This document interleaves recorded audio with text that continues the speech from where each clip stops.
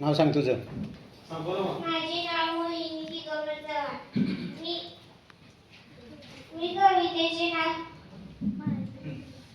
माझे कवितेचे नाव हे कोणती आहे.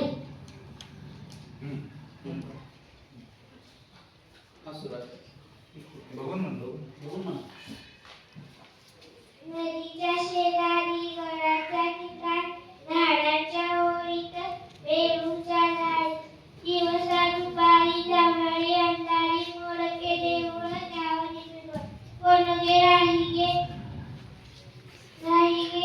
आई चिकाच शेजार रावणाच्या दाराला अडोनी हादरी कोणगे पाडवे कोणगे जाणते मोठ्या मोठ्या शेळके वाजवल्या बाजरी पाखला लाजव किती वेळ एकूण